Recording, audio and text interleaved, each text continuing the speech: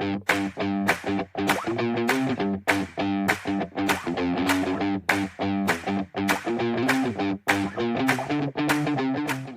Is tapering, pointed है, छोटा है, इसको आपने लेफ्ट में रखा, इसे राइट में रखा। Smooth part is anterior, irregular part is posteroinferior, ठीक। फिर आपने ये आइडेंटिफाई किया, ये ग्रूव है इंफीरियर वेना केवा, इसमें साथ में इंफीरियर वेना केवा लगी है, ठीक। दैट शुड बी वर्टिकल, ठीक। इंफीरियर वेना केवा कैसी होती है? बिल्कुल सीधी होती है। That should be kept vertical. Right part on the right side, left part on the left side. ठीक? This will give you the anatomical position of liver. अब इसको anatomical position में होल्ड करने के बाद जब आप लीवर को सामने से देखते हैं, this is anterior surface. This is right lateral, superior surface, and that part which is directly facing posteriorly is the posterior surface. ठीक? And a sharp inferior border. इसमें ये एक इंटरलोबर नॉच है, ये cystic notch and interlobar notch. This is the attachment of falciform ligament.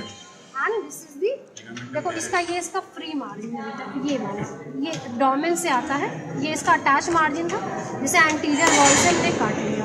ये अम्लाइकस की position है, ठीक. ये इसका attach margin, one is attach to the umbilicus and the anterior abdominal wall, other one is attach to the and this one is the free margin. This is free margin. इस free margin में ligamentum teres होता है. फैल्सीफॉर्म ligament anterior surface पे चला जाता है, ligamentum terrace इस Fisher में आ जाता है. This is fissure for ligamentum teres which is approaching to the porta hepatis तक आ रही है. उसमें आप फील करो, ये लिगामेंट पड़ा हुआ है अंदर, ठीक है. ये जो है वो फ्रेश ब्लड को अम्बलाइकस से लाता है पोर्टल वेन, ठीक. अब पोर्टल वेन से another fissure will go. This is fissure for ligamentum venosus. This will shunt the pure venous blood to the inferior vena cava. So here there is a remnant of ductus venosus, ठीक. So again we come to the anterior surface. इसको vertical रखते हुए, अब ये बिल्कुल smooth होती है, but this liver is not well in shape. This is distorted. Now this part, अब ये देखो रिब्स के यहाँ पे impression दिख रहे हैं. इस तरफ से राइट कॉस्टल मार्जिन, इस तरफ से लेफ्ट कॉस्टल मार्जिन.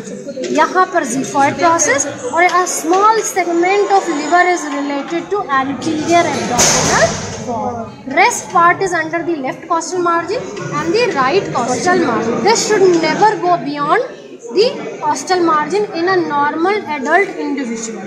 बच्चों में ये बड़ा होता है, ठीक, क्योंकि लिवर जो है इसका जो करस्पॉन्डिंग वेट है, that is the something which is relative, is more in the infants and children's and it is less in adults. जैसे बिल्कुल जो बेबी एब्डोमेन के अंदर है, वॉम में, उसकी पूरे बॉडी वेट का 1/5 इज लिवर. फिर ग्रेजुअली ये 1/30 पे आ जाता है. तो इस तरह से साइज वेरिएट करता है, लेकिन अडल्ट में that should under the left costal margin. तो ये रिलेशन हो गया एंटीरियर सरफेस के. अब ये राइट लैटरल सरफेस है.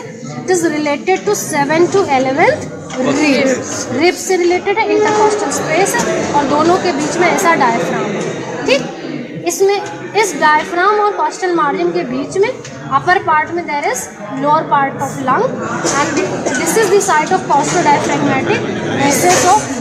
ये डायफ्राम बीच में आ गया. डायफ्राम के नीचे एब्डोमेन है, डायफ्राम के ऊपर थोरैक्स में यहाँ लंग है, कॉस्टो डायफ्रैग्मेटिक रेसेस ऑफ प्लूरा. अब यही वो साइट है जहाँ से हम लीवर की बायोप्सी करते हैं, पंचर करते हैं. तो ये राइट लैटरल सरफेस हो गई. याद रखना है आपको 7th to 11th rib. Up to 8th rib there is lung. Up to the 10th rib mid axillary line पे है, आप रिलेट करिए. 8वीं रिब तक आपको क्या मिलेगा? लंग मिलेगा. 10वीं रिब तक आपको क्या मिलेगा? Recesses of pleura. और 10 के 11 के बीच में there is no lung no pleura, ठीक. अब आगे आप तो पूरे प्योरली आपको डायफ्राम के अंदर लीवर मिलने वाला है. ये हो गई राइट लैटरल सरफेस. फिर सुपीरियर सरफेस, ये पार्ट कॉन्वेक्स है, इस पे डोम ऑफ डायफ्राम है, इसके ऊपर राइट लंग. इस तरफ भी कॉन्वेक्स है, डोम ऑफ लेफ्ट डायफ्राम एंड इसके ऊपर लेफ्ट। ये जो डिप्रेस्ड पार्ट है this is in relation with the central tendon of diaphragm, ठीक। और इसी के ऊपर फाइब्रस पेरिकार्डियम है और लीवर है, और इसी जगह ये इंफीरियर वेना कावा है। Can you remember in which part of the diaphragm there is opening for inferior vena cava? T8 पर है। किस पार्ट में है? It is in the central tendon, ठीक। डायफ्राम में जो एओर्टा की ओपनिंग है that is osseoaponeurotic between the arch arcuate ligament and the vertebral body. Oesophagus की ओपनिंग कहाँ है? ये वाली मस्कुलर पार्ट में है, जहाँ ओरिजिन है मसल में है, but this opening is in the central tendon. इसके जस्ट ऊपर सेंट्रल टेंडन है, सेंट्रल टेंडन में ही वो ओपनिंग है, और यहीं पर बिल्कुल ऊपर राइट एट्रियम है जिसमें inferior vena cava directly open हो जाती है, ठीक। तो this is the relation of superior. Now we come to the posterior. First you see that ये जो है आपका फैल्सीफॉर्म लिगामेंट है, ये लेफ्ट साइड में डाइवर्ज होता है to form the left triangular ligament, and on this side it diverge to form the anterior layer of coronary. यहाँ का सरफेस देखो, यहाँ का सरफेस देखो, अंतर है। This is the bare area of the liver, जो पूरा यहाँ तक आ रहा है, this is the largest bare area of the liver, ये चीज़, ठीक। So this part is posterior surface, then groove for inferior vena cava, caudate lobe, left part posterior part of the left lobe, this is the posterior surface, ठीक। बहुत shape अगर formed होता तो बहुत अच्छा समझ में आता है, but this part is part of the caudate lobe is in the inferior surface। caudate lobe को ऐसा बीच से क्रॉस करता है, ठीक।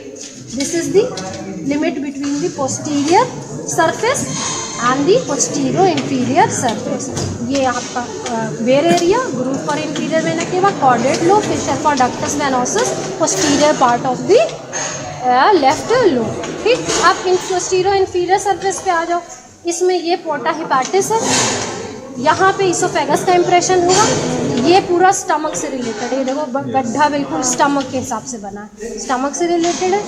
यहाँ पर आ गया pylorus, first part of duodenum, and this is duodenal flexion. ये एरिया कोलोनिक फ्रैक्चर का है, this area is for colonic fracture, and this area for the right kidney. Ah suprarenal gland यहाँ तक आ जाती है, which is related to the inferior vena cava also, ठीक है। जब आप पढ़ोगे सुप्रारीनल ग्लैंड, वहाँ भी आप देखोगे कि it is related to inferior vena cava, it is sandwich between the vena cava and the posterior abdominal wall, ऐसे निकली रहती है। So this are the relations of the posterior inferior surface. ये आपका एच बन रहा है, groove for inferior vena cava, fissure for ligamentum venosum, porta hepatis, fissure for ligamentum teres, and fossa for the gall bladder. ये H बन गया। ये यहाँ से जो है एनाटॉमिकल लोब का डिवीजन है, और इसको आप जब ज्वाइन करोगे, groove for inferior vena cava to the cystic notch, this is physiological lobe anterior surface पे। और इसी चीज़ को हम पलट देते हैं तो यहाँ पे inferior vena cava including a middle part of caudate lobe, porta hepatis to the liver, this is the physiological right lobe and physiological left lobe, ठीक। इतना तो आपको मतलब पता ही रहना चाहिए। पोर्टा हिपैटिस पे भी एक पर्टिकुलर रिलेशन होता है पोस्टीरियर टू एंटीरियर। आप देखते हो पोर्टल वेन सबसे पीछे है, पीछे होती है, ठीक। जब आपके इसमें लेसर मोमेंटम में चल रही है ऐसे, तो portal vein is most posterior, this relation remains intact. Portal vein in the पोर्टा is also most posterior, ठीक। लेकिन आप लेसर मोमेंटम में देखते हो कि पोर्टल वेन के आगे हिपैटिक आर्टरी है लेफ्ट साइड में, कॉमन बाइल डक्ट है right side. This two structures are side by side in the lesser omentum. Lesser omentum में they are side by side anterior to the portal vein, but at reaches the porta, जैसे porta पे पहुंचता है, the vein the artery is sliding between the duct and the vein. तो आगे आ जाती है duct, बीच में होती है आर्टरी, और पीछे होता है vein. Vein artery and duct the relation is wed from posterior to anterior, ठीक। ये पोर्टा के रिलेशंस हो गए। एनाटॉमिकल पोजीशन बता दी। ये हिपैटिक वेन्स हैं, these are the hepatic veins. There are so many hepatic veins which are open, 3 ही होती हैं यहाँ, इसमें कई सारी सस्पेंड कर दी है। हाँ, ये ही इसको सस्पेंड करती हैं, ठीक। What are the factors which are suspending the liver to the posterior upper part of the abdomen? Right hypochondrium में क्यों set है? Most important region is hepatic veins which are attached to the inferior vena cava 1, intra-abdominal pressure and folds of peritoneum which are attached to the liver. Least important. Yes. ठीक? और कुछ रह गया? हो गए सारे surface में.